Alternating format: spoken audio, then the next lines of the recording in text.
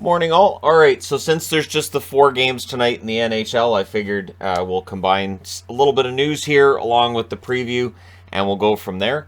Yvonne and I are taking the kids out tonight, so I won't be seeing everything that goes on in these games, but I'll see some of it. I'll take some notes on the board with what I see while I'm here, and yeah, I should be home before this one's done, and I'll be able to see the start of these, so it won't be that bad. So starting at 7 Eastern, 4 Pacific, we have 3 games starting at that time. Buffalo and Detroit, 2 teams that seem to be going in different directions right now, although Buffalo is trying to turn that around. The Sabres are 9-12-1. The only time these teams have met so far this year is October 31st. Buffalo did win that meeting 8-3. These teams will meet again on December 29th and April 6th. So with Buffalo, one player has picked up his game offensively lately is Jack Quinn. 4 goals to go with 6 assists for 10 points for him. Skinner, 10 goals, 12 assists, 22 points. He seems to be finally doing this, having 2 good years in a row thing that we've been waiting for a while, and it's good to see. On the Detroit side, they're 11-6-4. Hronek's been quite the story lately. 6 goals to go with 12 assists for 18 points. Very, very solid play from him. Raymond, 6 goals, 8 assists, 14 points for him. And so for Raymond, he has been, I think, picking it up lately as well.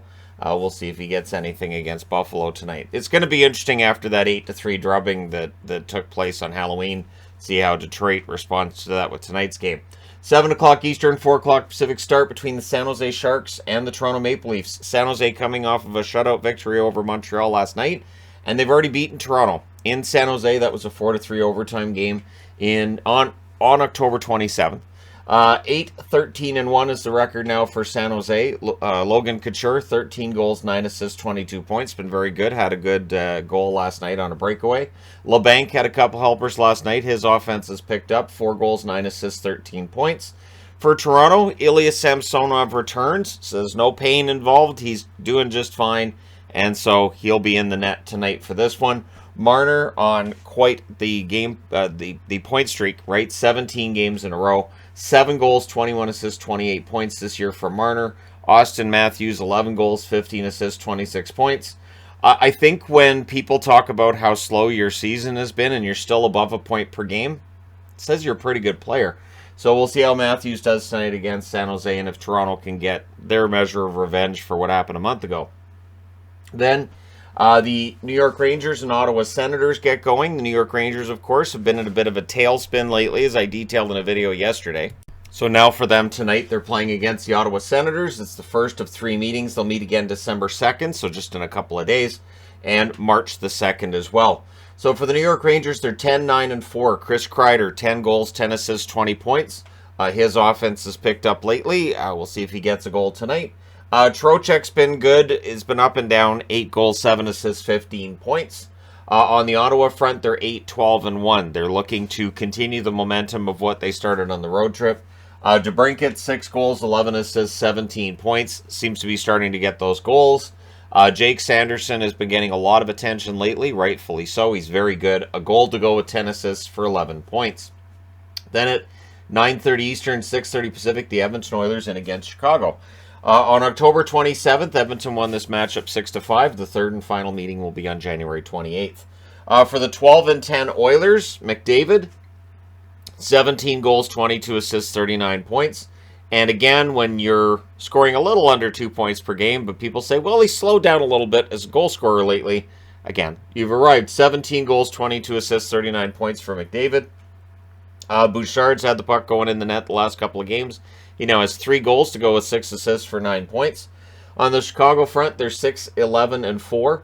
Kurashev, 3 goals, 8 assists, 11 points for him. He's been good. Radish, 6 goals, 3 assists, 9 points. He has as well. I picked 2 Blackhawks that I think probably stick around past the deadline this year. Then we'll get into the news of the day. Now, this is from last night, of course, where Ovechkin sets a new career record for goals on the road with 403. That passes Wayne Gretzky, who had 402. In terms of the overall picture, he now has 793 goals in his career. Gordie Howe, of course, at 801. Gretzky, 894. So Ovechkin's 101 goals behind Gretzky, or 250 all seasons. And I think today he's probably saying, can I play the Canucks more? Because he had 4 goals in the 2 games against Vancouver. So yeah, he just keeps rolling towards the records. So Arizona. Anaheim doesn't need a new building. I don't think it does anyways. Arizona does, though. And Tempe City Council votes in favor of the new arena proposal. That's something we expected. It was a unanimous vote. Basically, they're putting it to the public anyways. So it goes to a public vote for May. Bettman was there for the vote, and he has promised 30 years of Arizona Coyotes hockey in a non-relocation agreement should this go through. So basically what the NHL is doing is they're telling the city council, if you vote in favor of this, we're going to guarantee this team isn't going anywhere for the next 30 years.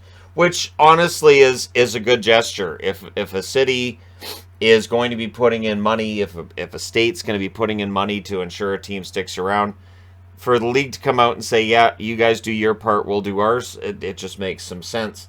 So yeah, and I don't think that'll end the debate, but it will at least and any realistic idea of the team moving at any point, right? So yeah, we'll see in May how that vote goes down. Josh Norris is skating, so that's good news, but there's no word of when he's going to actually return to action. So there's no pressure being put on him. The team's saying, yeah, he can just go out there and skate, and just on his own time, he'll tell us when he's ready. He will be reevaluated in January. So him being out and skating, getting his strength back is one thing. Of course, it was a shoulder surgery that he had, so it really is a question of when his shot's back and when he feels comfortable with that kind of part of his game. But being on skates and being out there means that he's doing at least well enough for that, and that's good news for the Sens. Now, of course, if the Sens could get a winning streak together, get back into the playoff picture, and then Norris returns, that'd be ideal, but we'll see what happens. Let me know your thoughts in the comment section below as always. Don't forget to hit like and subscribe if you're browsing your way through, you just happened upon this video. Thank you guys so much for watching, for all your support. I will talk to you again soon.